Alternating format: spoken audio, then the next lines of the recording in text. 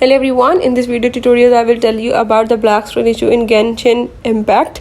So if you're facing the black screen problem in Genshin Impact, I will tell you how to fix it on Windows 10 and 11 PC.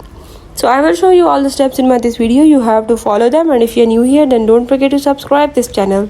For further details, let's watch it and learn it.